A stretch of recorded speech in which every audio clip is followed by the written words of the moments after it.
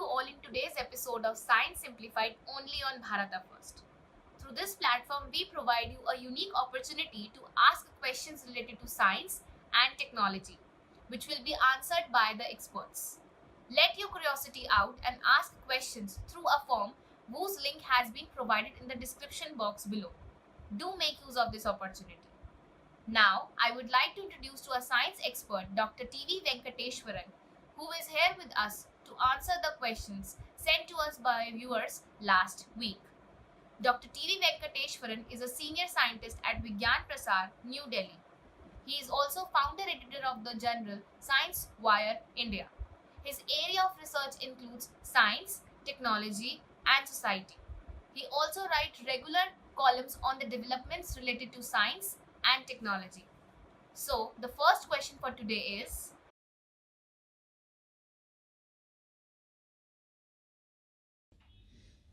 Hello, my name is Muskan and I am preparing for the civil services examination. My question to you is: what is space debris? What are its impacts on the environment and what we are doing to get rid of it? Thank you. Very important question. Basically, space debris are um, objects which we have left in space through various reasons. Okay, one is possibly they are. This is how the space debris look like. I mean, imaginary picture. So the space debris can cause damage. For example, this is a solar panel, a satellite. You can see holes which have been created by small space debris. Maybe it's a nut, okay, maybe it's a small object, okay, so they can cause havoc. Okay, imagine this punctures the place where humans are living, for example International Space Station, so then there'll be an air leak, right? So it's potentially dangerous. So if you look at the reasons for space debris, we have launched quite a number of space objects, okay, but currently in orbit, meaning that which we are using is only this much. So this much has become useless. They are junks. So they are just staying in the space. Okay, so this is one kind of space junk. But this is not the only space junk. This is one important space junk. The space junks vary in size. Okay, so if you look at the numbers, okay, uh, there have been about 5,560 rocket launches, okay, until February 2020. And then of this, 9,600 satellites have been placed in its orbit. Of this, only about 5,500 are in operation. Okay, so there is a huge number which are not in operation. Okay, so this is debris, but only about 2,300 are functioning. Totally, it has created about 22,000, more than 22,000 chunks, okay, which are cataloged. Okay, about 500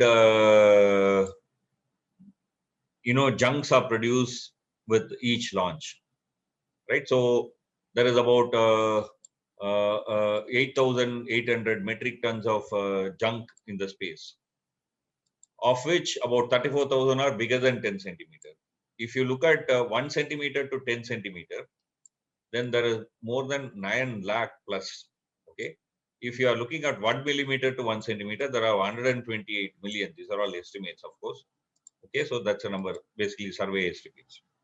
This is the kind of numbers that we are talking about. Okay, so these are all objects which you have placed. Well, other than the decayed satellite, what else? For example, if I'm going to launch multiple satellites, when I multiple launch in the same launch, I'm launching, let's say 10 satellites. Each of them will have to be pushed out. Okay, so if for pushing out, I will have some kind of a spring structure. Okay, that spring will push that satellite out. Once the satellite is pushed out, that spring and the things which are connected the satellite to the base, I mean, nuts and bolts, etc., they all will become space junk. Okay. Usually there'll be a small explosion and then the nuts will be released and the spring will be released and then the satellite will be put into space. So that time, large number of small pieces will go into orbit. That's how the space orbit is filled with various kinds of objects. You know, you have nuts, okay, you have parts of the this thing. There are even screwdrivers, okay, which are floating in the space because of. So if you look at the space debris, I mean, this is how it has increased, and one is expecting if the same thing goes, it will increase enormously, causing a huge challenge for low Earth orbit. Most of these are in low Earth orbit, okay. So there are various ways in which the space is expected to be cleaned up. Number one, for almost a decade, there is a rule, international rule, that any new spacecraft which are launched will also have a plan for decommissioning. That is, once its purpose is over, it should not be left to go around the Earth in the space like a junk. It should be decommissioned. It should be crashed into Earth, so it will burn up. When it comes into Earth, it will burn up, so it won't cause any space debris. So that kind of one law is there. I mean, understanding, international understanding is there. Other than that, people are now looking at very interesting technologies. Like, say, for example, I mean, if there is a junk satellite, so you send a object which can capture that satellite and make it fall onto Earth. So when it re-entries, I mean, it will basically burn. So deorbit it, so it will burn, so that the space will be cleared of the junk. Then people are also talking about putting space nets. I mean, launching nets into the space, drawing all the debris, small debris. No, there are various ways people are thinking about it, but they are all in experimental stage. Nothing has come to actual practice.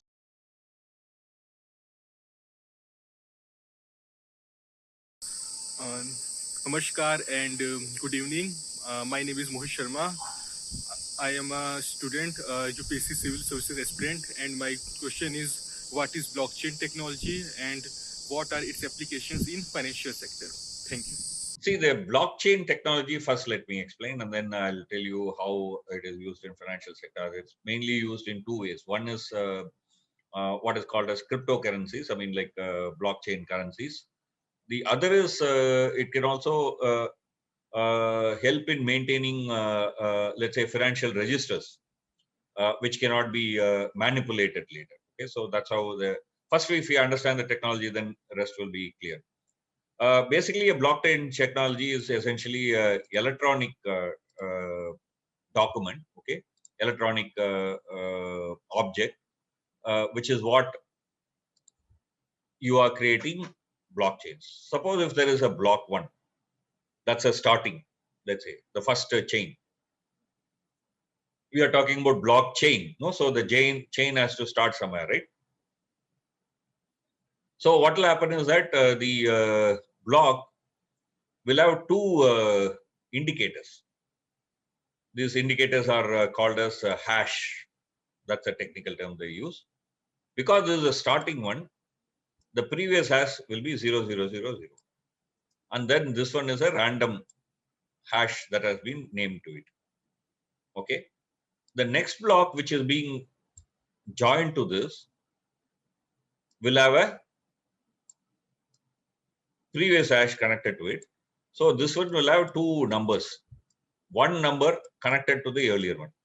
Of course, the starting one will have 000. Okay. So in the same way, you can add blocks one by one, and these blocks can contain some, let's say, electronic information, some kind of zeros and ones. Okay. So they are all linked.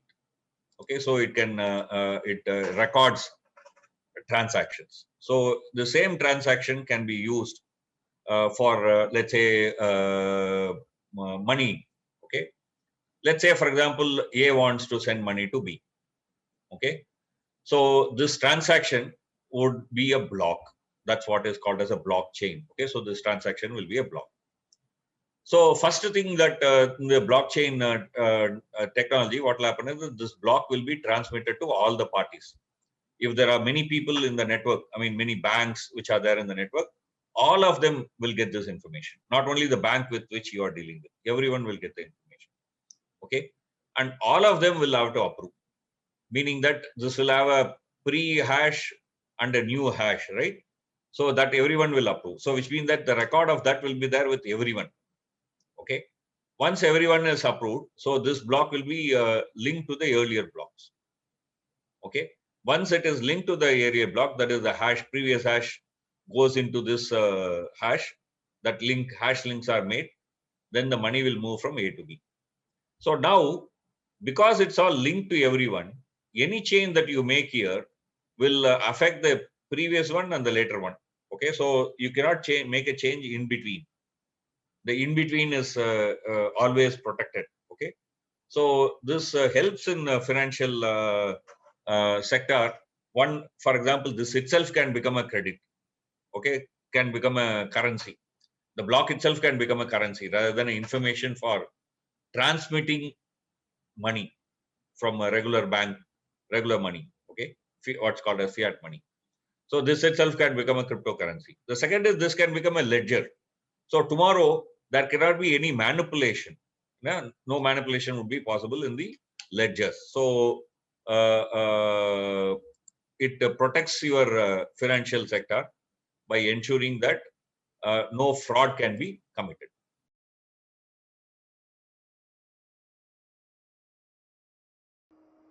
Hello everyone, myself Dr. Vivekananda Mahananda from Odisha, working as a medical officer under Government of Odisha. My question is, what is Bose-Einstein condensate and how is it related to black hole? Bose-Einstein condensate is a very interesting concept in physics. Okay, so let me first explain it, and then I'll say a few words about how it is related to black hole. So let me share a picture that will help us in understanding things. Okay, if you look at all the particles that we see around, I mean, electron, proton, I mean, other than that, there are also other kinds of particles. Okay, I mean, some of them you may not have heard in your daily life, like mesons. I mean, there are things like quarks. Okay, uh, all these particles, you can classify them into two types. One is called as bosons. Okay, one type of particle is called as bosons, and the second type is called as fermions. Okay, fermions are named after an Italian scientist called Fermi. Okay, electron, for example, is a fermion. Electron is a fermion. Okay, so because electron is a fermion, the characteristic of fermion is that only a certain number of particles can stay in an energy state. Okay, there can be only one particle in an energy state. You can't have more than one. Okay, but boson, named after Indian scientist S.N. Bose. Okay, this whole class of particles are called as a boson, named after Bose. Many particles can be in the same energy state. Okay, so what does it mean? It may look very confusing, but let me relate it to something that we studied in our high school. Okay. Okay. First, let us understand this bosons and fermions. For example, the examples of fermions, if you are looking at it, they are electron is a fermion. Okay. Neutrino is a fermion. Okay. But whereas a photon, particle of light, is a boson. Okay. Gluon is a boson. Higgs boson, you would have heard it in the recent past. That's a boson. Okay. Yeah. Now let me relate it with something that we studied in our high school, which is like the atom and atomic structure. We know that if there is a atom and if it has more than one electron, not all electron is in the same shell, right? I mean, there is a shell, there is a subshell, okay, there is orbital, okay. So basically, we know that in the first one there can be only one electron, okay, lowest energy level. Then the electron numbers keep increasing as the shell, subshell, and orbital numbers increase, right? So there's a kind of arrangement, right? So you can imagine it something like apartment in a high story, right? There are different apartments, so every apartment has a family. So maybe every floor will have different number of apartments. Maybe the ground floor has only no apartment. Maybe the first floor has one huge apartment, but maybe the second floor has, let's say, for example, three BHK. So only 3 families can stay there, right? So the fermions behave in this fashion. Okay, they can't come into the same house. Each has to have a separate house, like families have separate house. Bosons can come into the same place. So because of that, nowadays people are even saying that the Bose-Einstein condensate is a fifth state of matter. We know solids, we know liquids, we know gases. If you remember, we would have read that plasma is the fourth state of matter. That Bose-Einstein condensate, now people say, is the fifth state of matter. What is this? Now let us try to understand. Background is enough. Suppose if I cool atoms, okay, to absolute zero, which is like 0 degree Kelvin. Okay, if I cool it to that level, okay, then there is no free energy for the atom. And because there is no free energy, the atoms will clump together and they will enter the same energy state. When they become the same energy state, they will become identical. Okay, from a point of view of physics, they will become identical. And the whole group of atom will behave like a single atom. Okay, so as you cool, this is the coolest. Okay, so as you cool, then it'll all clump together and then become one single kind of atom. That's what happens in a Bose-Einstein condensate. Okay, and how is it related to black hole? I mean, there is a theory that, for example, anything that falls inside the black hole, when it goes beyond the event horizon, there is a assumption that all of them will have to eventually reach the center point of the black hole. So, which means that huge amount of material has to be at the center point. And if it is going to be at the center point, then they have to have the same energy level. Okay, so it has to act like a Bose-Einstein condensate. So this is only again a speculation. We don't know. We don't know the inside of a black hole. That all we need to find out. But it's one of the speculation about the inside of a black hole. That's how black hole is connected to the Bose-Einstein condensate.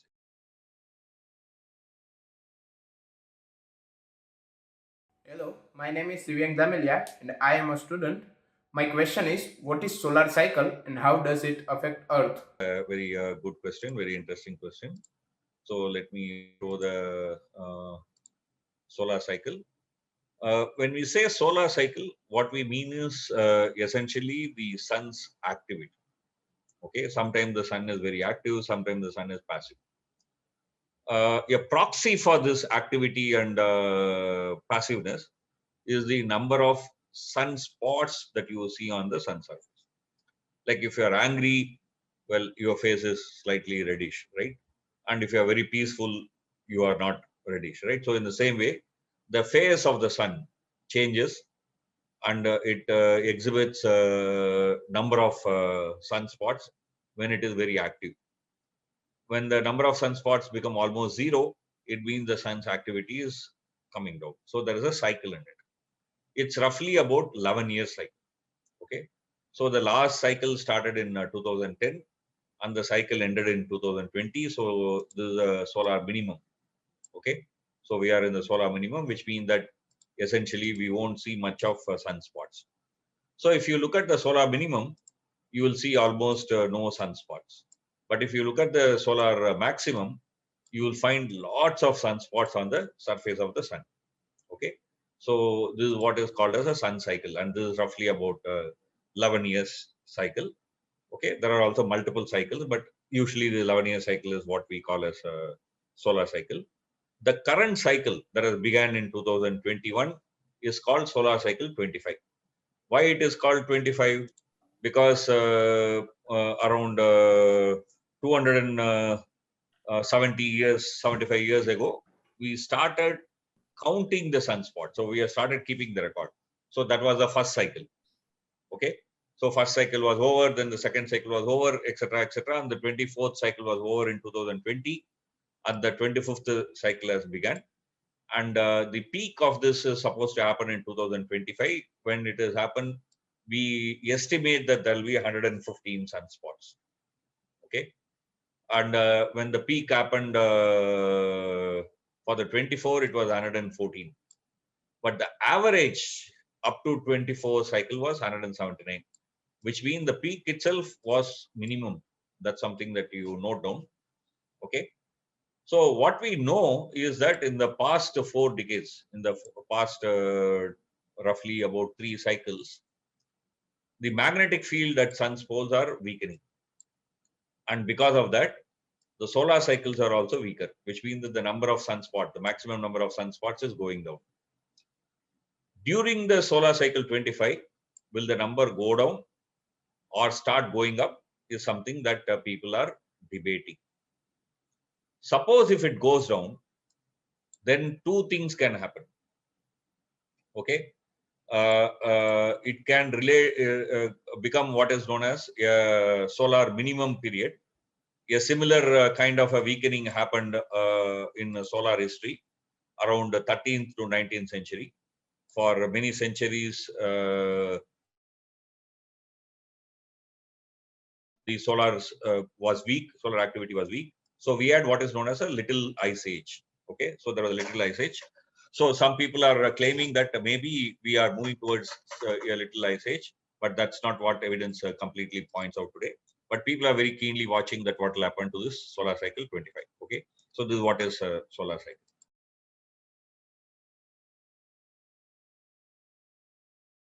My name is Archit Verma. I am an engineer and a UPSC aspirant. My question is, what is India's deep ocean mission? What will be its significance? And also, what will be its impact on the marine environment? Thank you. It's a very important scientific endeavor that India has began with, of course, multiple objectives, scientific objective and commercial objective. So this is called as the Deep Ocean Exploration Mission, okay, which has been approved in 2021-22 budget with about 4,000 crore budget for next 5 years. Okay, so what is that aim? Scientifically explore deep ocean and understand the blue frontier. Well, I need to say a few things here. We have a very, very detailed map of moon. Okay, literally like inch by inch, we have surveyed the moon. Okay, so if you want a map of moon inch for inch, you can get that resolution. But not even 10% of Earth's ocean has been mapped properly. Okay, so it's one of the unexplored frontiers in universe. It's very near to us, but still it's very difficult because if you go underwater, there is huge pressure. Every kilometer you go inside the ocean, the pressure doubles. Okay, 1 atmosphere adds. Okay, so if you go like about 1,000 meters under water, that is about 1 kilometer, the pressure will be 10 times. So it's very, very difficult to create systems. Okay, what is the objective of this deep ocean exploration?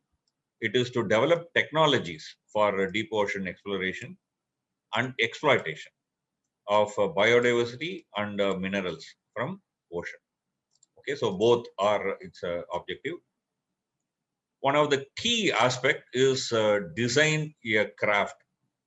Okay, design a craft called Matsya 600, which will go to the depth of 6,000 meters. It will have 3 people, 1 pilot and 2 scientists. Okay, so it will be very similar to Gaganyaan crew. Okay, it will go underwater. It will be 12 hours to 16 hours. They will be able to up to 16 hours, but it will go out to 12 hours. Okay, roughly around 2024, we are expecting to launch this. Only 5 other countries have done this kind of a submersible inside. This picture is wrong. Okay, so this is a kind of a very imaginary picture. I'll show you. This project is also popularly called as Samudrayan. Okay, so although technically the mission is called as Matsya, that the vehicle is called as Matsya, the program is called as Samudrayan popularly. Okay, so it is idea is to crawl on the ocean bed, but of course the first objective is to go only up to 6,000 meter, and after that you will be able to go a lot deeper. Okay, so you'll create the system step by step. Well, the Matsya 6000 is under development. Okay, and this is me.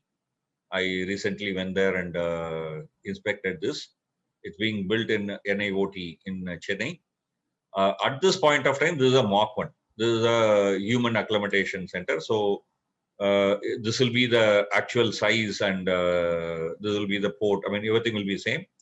So people who have to go deep in ocean first will have to get acclimatized. So they will get acclimatized, and a similar object gadget for going inside the ocean is also being built right now. Okay, so this is what is happening there. Why we want to go deep? One, of course, science. We will understand a lot of what is there inside the depth of ocean better. Plus, deep ocean contains what is called as nodules, polymetallic nodules. So it has manganese, nickel, copper, cobalt, materials which are not easily available on Earth surface, but they are available in huge quantities under ocean. Okay, so the idea is, in the later part, from these experiences, you build instruments which can actually go underwater and mine them. You need robotic instruments. People cannot go and mine them. So mine them. So that kind of robotic instrument, if you have to build, you need to start building experimental vessels, right? So that's the idea. That's a 4-year program that people are talking about. Thank you, sir, for an insightful explanation of the questions. On this note, it's a wrap up of today's edition of Science Simplified only on Bharata First. Be scientific, be inquisitive. Please like, share, and subscribe to Bharata First for such amazing content. See you soon.